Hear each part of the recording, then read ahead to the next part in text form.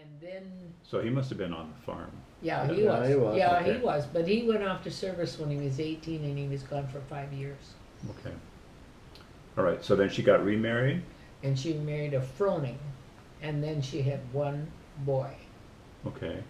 And he just passed, then he was raised by the Fronings. So, but she died at Yeah, his he delivery? died of childbirth.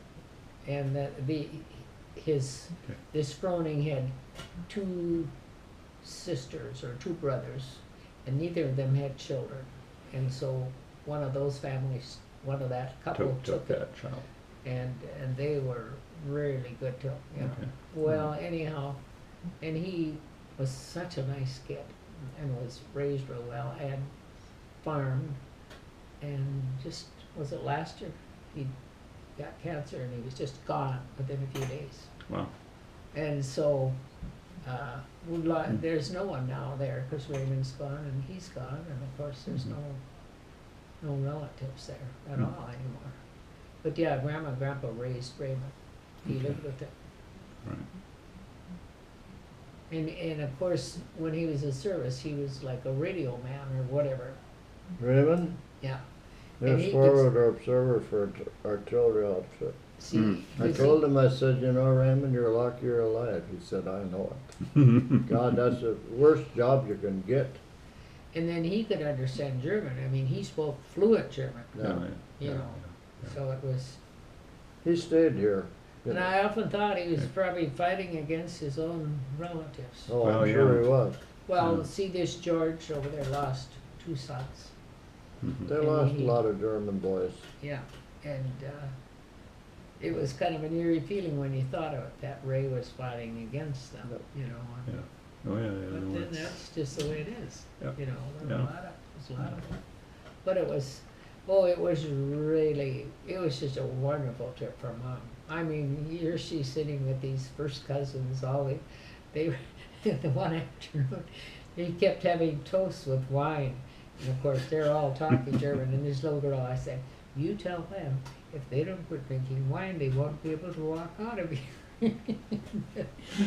And then another thing that was real fun is they always served you tea, and you'd all have different real beautiful teacups. Mhm. And they'd go to refill them, and they'd know exactly who had Who which has cup, what, and yeah. I think, how can they know which one we had?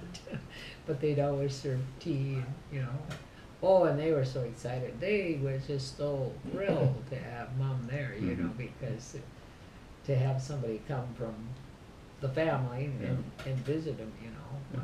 It was a wonderful trip. I was never sorry. And the only way I got conned into this was Mom said, oh, I'd love to go to Germany, but I wouldn't like to go alone. And Virgil casually said, well, LaVonne could go with you. And before I knew it, she had all these plans. And so off we went. And I said, well, you did it. Now you're home with Mary, and I'm going to be in Germany. But it was fun. Yeah. I really enjoyed it. Oh, yeah. Oh, we had a really good time. We did all kinds of things. We'd go downtown, and if there was a bus going somewhere, we'd get on it and tours. Cheryl would get so mad. Once we got lost at night, we'd gone to the Hofmarket, which was, we took the subway.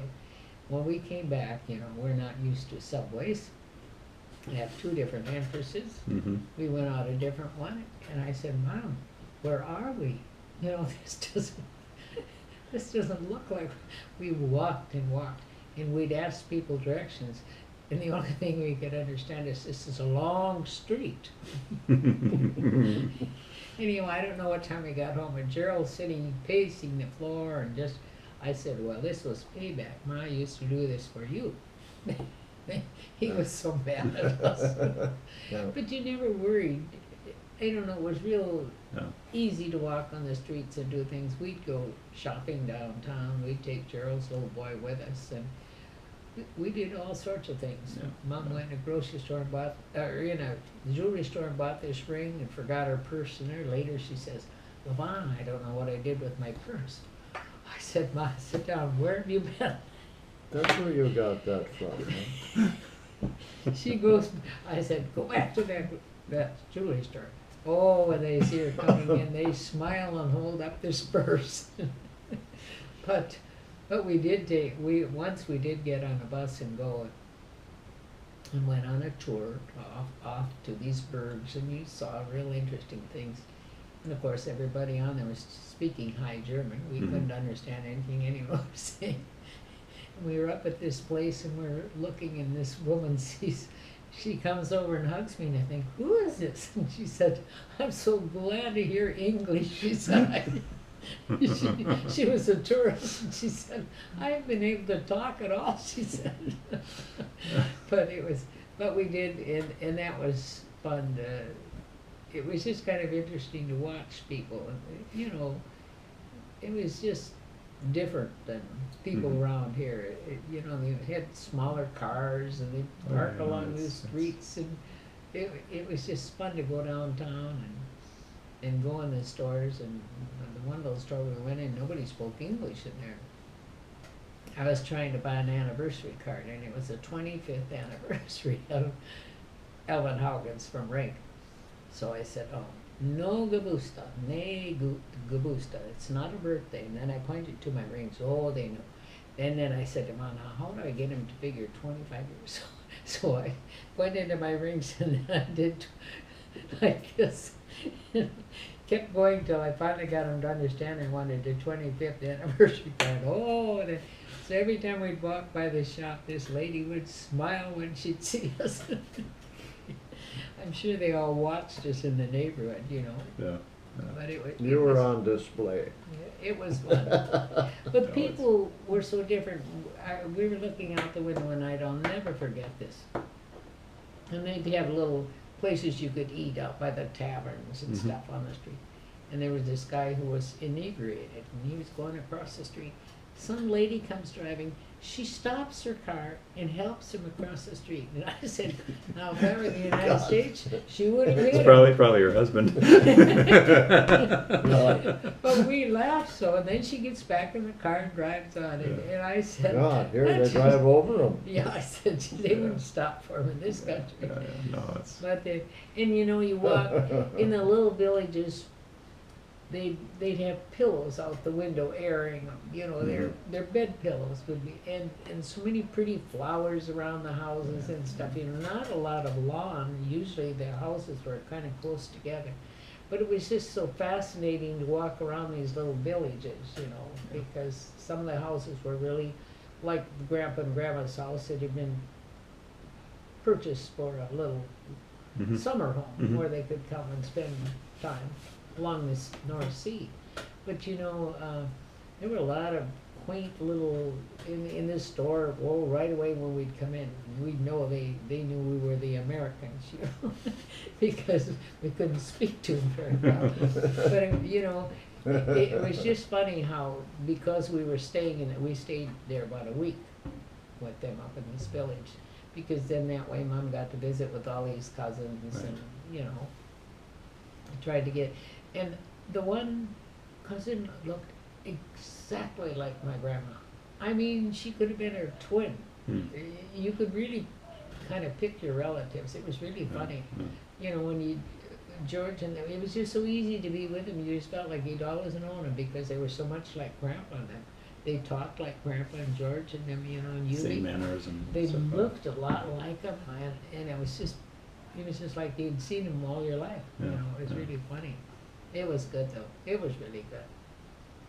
Yeah. Well, when we were over there, we enjoyed Germany a lot because they were very friendly people, which I kind of I was a little bit worried. Yeah. And we stayed at bed and breakfasts all the time, and it was just the same thing. It was just very friendly. Yeah. As opposed to some of the other countries, France was terrible. Oh yeah, I've heard that France is not. Norway, they wouldn't speak English to me at all, and in Sweden they were just the opposite. Very open and they wanted to practice their English with you. The Norwegians, even if you knew that they knew English, they wouldn't speak to They're you. kind of a set outfit. Yeah, they're a different breed, Different breed of cats. but a very pretty country. Well, we always said Gorgeous that, country. we loved to go to Mom's side of the family, but we weren't crazy about Dad's because they were always so stern, and Yeah. there was never in grandma's and that family. It was always so much fun. We were always laughing and stuff. And there we were. It was so prim and proper. Like when we go, we kids would all sit like perfect little angels on the davenport, you know, and you never talk or anything. I never remember talking to Aunt Ida or any of them, you know. But I did tell her grandchildren, you know, she had just 2 children, Aunt Ida, a boy and a girl. That was a perfect family. When her daughter got married, and she had 5 or 6. First, she had 3 girls. Yeah, I think she had 5.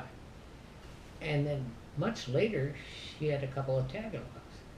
And so when my mother saw her, when she came to Mom, she said, "I suppose you heard Judith had another baby." Just like it was a crime. So I was telling these girls this. I said, "Your grandmother didn't approve of you last once here. She didn't think you should be here." They just, we were laughing about, you know, a lot of things they never knew about their grandmother, how she was so stern, prim and proper. I sent a Christmas card one year, and it happened to have some real pretty green or something, so I signed it with green ink, and she said, "Doesn't LaVonne know that it isn't proper to use colored ink?" What else did she do? Well, anyhow, these girls were laughing that day, because now they're, you know, they're grown up and married and stuff, but she was just always, everything had to be just so, you know, she, and those kids spoke Norwegian. But when they went to school, they had to learn English, because Judy and Orvis spoke Norwegian. So then they had to be taught English so they could go to school. And, you know, they weren't that old, really. I mean, you know, Orvis was just a little older than you, but she was very prim and proper, and so was Emma. They just, well, and this is so funny, because Ida was his dad's teacher in 8th grade. I got the report card. Yes, from her. that's right. And, you know, they just thought that children should be just such model people. They shouldn't ever express anything. And it was really kind of comical, because now these grandchildren they were so much fun, these ones that came from Maryland, and they're just telling these crazy stories. So I was telling some of the things how their grandmother, you know, she just thought, I said, "How many children did you girls have? Did you have more than 2? And all that. But it was fun to see them. They looked like their grandmother. They're all dark and brown eyed. They all have brown eyes, I think, and they just were a lot like their grandmother. Only they didn't act like their grandmother. So it was kind of interesting, you know. Yeah. And like when Mom and Annie married Isaac and Dad, oh, that was just like a revolution. They married German girls. There were no German girls in that family. And it was really tough on them, because they really didn't accept them. They didn't like it that their brothers married German girls. Really? That was not kosher. Well, we're going to talk about the Baldos my next visit. So. Okay. That's gonna be quite a list. That's going to be a long, difficult. I know some of them. They're gone now, but I Yeah. did know some of them. So you mentioned a little bit about Anna, your grandma. What else do you remember about her? I was just I stayed there a lot, more so than I think any. Were you ever home?